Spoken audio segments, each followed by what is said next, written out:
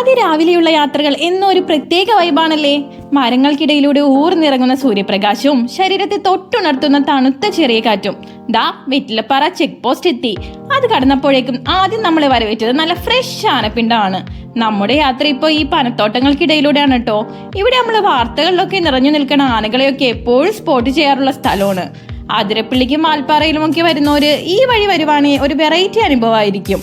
നമ്മൾ അങ്ങനെ നേരെ എത്തിയത് സിൽവർ സ്റ്റോമിന് മുന്നിലാണ്. അവിടെ നിന്ന് റൈറ്റ് എടുത്ത് അതിരപ്പള്ളി വെള്ളച്ചാട്ടത്തിന്റെ അടുത്തേക്ക്. നമ്മുടെ ലക്ഷ്യസ്ഥാനം ഇതൊന്നുമല്ല കേട്ടോ. വാട്ടർഫാൾസിന്റെ വിദൂര ദൃശ്യവും കണ്ട് എന്നത്തെയും പോലെ അടിക്കാത്ത ഒരു ലോട്ടറിയും എടുത്ത് അവിടെ അങ്ങനെ നിന്നപ്പോ ദാ നമ്മുടെ മുന്നിലേക്ക് ഒരു അതിഥി എത്തി, മലയണ്ണൻ.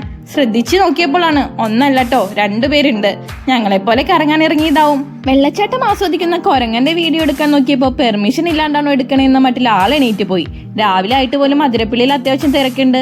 വീണ്ടും മുന്നോട്ട് ഇടക്കൊന്ന് ഫോട്ടോ എടുക്കാൻ നിർത്തി. വാൽപ്പാറ കേട്ടോ ഞങ്ങളുടെ ലക്ഷ്യസ്ഥാനം. അങ്ങനെ നമ്മൾ വാഴച്ചാൽ ചെക്ക് പോസ്റ്റ് എത്തി.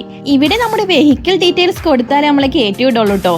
2.5 മണിക്കൂറിനുള്ളിൽ നമ്മൾ മലക്കപ്പാറ ചെക്ക് പോസ്റ്റ് എത്തണമെന്നാണ്. ദേ വഴിയിലൊക്കെ നമ്മളെ പേടിപ്പെടുത്താൻ വേണ്ടിയിട്ട് വീണ്ടും ഫ്രഷ് ആനപ്പിണ്ടം. കാട്ടിനുള്ളിൽ കയറിയപ്പോൾ തന്നെ നമ്മളെ വരവേറ്റ് ചെയ്ത് ഒരു മയിലാണ്. വഴിയിലൊക്കെ ആന കുത്തിമറിച്ചിട്ട് സ്ഥലങ്ങളൊക്കെ കാണാം. കുറച്ച് കഴിഞ്ഞപ്പോ ദേ അടുത്ത ആള് സിംഹവാലൻ കുരങ്ങനാണെന്ന് തോന്നുന്നു. വീണ്ടും മുന്നോട്ട് പോകുമ്പോൾ ഇല്ലിക്കാടുകളുടെ ഒരു കൂട്ടാണ്. ഇതിനിടയിലൂടെയൊക്കെ ആനകൾ നിന്നാൽ എങ്ങനാലേ അറിയാം. ഏകദേശം 45 കിലോമീറ്റർ ആട്ടോ കാടിനകത്തൂടെയുള്ള ഈ യാത്ര. യാത്രക്കിടയിൽ പലപ്പോഴും വേഴാമ്പലിന്റെയോ മറ്റോ ശബ്ദങ്ങളും നമുക്ക് കേൾക്കാൻ സാധിക്കുന്നുണ്ടായി. ചില സമയങ്ങളിൽ കാടിന്റെ വന്യത തുറന്നു കാട്ടുന്ന വെളിച്ചത്തിന്റെ അംശം പോലും കടക്കാത്ത മരങ്ങളായി ഇരുട്ടാക്കിയ വഴികളും നമുക്ക് മുന്നിൽ പ്രത്യക്ഷപ്പെടും. ഒരിക്കലെങ്കിലും അനുഭവിച്ചറിയേണ്ട ഒന്ന് തന്നെയാട്ടോ കാടിനുള്ളിലൂടെയുള്ള ഈ യാത്ര. കാടിന്റെ അതിർത്തി പിന്നിട്ട് തുടങ്ങിയപ്പോഴേക്കും തേയിലത്തോട്ടങ്ങൾ നമുക്ക് മുന്നിൽ പ്രത്യക്ഷപ്പെട്ടു തുടങ്ങി. തേയിലത്തോട്ടങ്ങൾക്കിടയിലാകട്ടെ ഉയർന്ന് പന്തലിച്ചു നിൽക്കുന്ന പൈൻ മരങ്ങളും. മലക്കപ്പാറ ചെക്ക് പോസ്റ്റിനടുത്ത് നിന്നും മുന്നോട്ട് പോയപ്പോൾ തന്നെ ഞങ്ങൾക്കൊരു നല്ല പണി കിട്ടി. റോട്ടാറി നടക്കുന്നുണ്ട് തന്നെ 1/4 മണിക്കൂറോളം അവിടെ പോസ്റ്റ് ആകേണ്ടി വന്നു. ഇനി വാൽപ്പാറയിലേക്ക് വെറും 25 കിലോമീറ്റർ മാത്രം. പോകുന്ന വഴിയിൽ ഷോളയാർ ഡാമിന്റെ അതിമനോഹരമായ വ്യൂ, ഉച്ചവെയിലിൽ കത്തി നിൽക്കുന്ന ഭീമാകാരനായ ഡാം. വിശപ്പിന്റെ വില അതികഠിനമായോണ്ട് റൂമിൽ ചെക്ക് ഇൻ ചെയ്ത് നേരെ വാൽപ്പാറ ടൗണിൽ തന്നെയുള്ള ശ്രീലക്ഷ്മി ചെട്ടിനാട് മെസ്സിലേക്ക്. ആ ചെറിയ ഇടനാഴി കടക്കുമ്പോഴേക്കും മൂക്കിലേക്ക് നല്ല ബിരിയാണിയുടെ മണം. ഒന്നും നോക്കിയില്ല, സീറ്റ് പിടിച്ചു. നല്ല തമിഴ്നാട് ബിരിയാണിക്കും ചിക്കൻ 65നും ഓർഡർ കൊടുത്തു.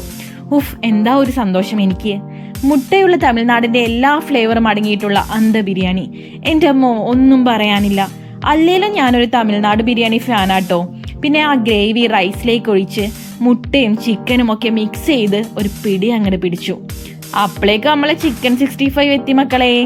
നാരങ്ങ നീര് പിഴിഞ്ഞൊഴിച്ച് ഒരു കഷ്ണം സവാളയും കൂടി മിക്സ് ചെയ്ത് ഒന്ന് കഴിച്ചു നോക്കണം. രുചി കാരണം നാക്ക് കൂടി കടിച്ചു പോകും. ആഹാ, കാലിയായ പാത്രം കാണുമ്പോ എന്താ ഒരു അഭിമാനം. ബില്ലും പേ ചെയ്ത റൂമുക്ക്. ഇനി ഒരു ഉറക്കം കഴിഞ്ഞിട്ടാവട്ടെ അടുത്ത കറക്കം. അപ്പൊ ഓക്കെ, ബൈ.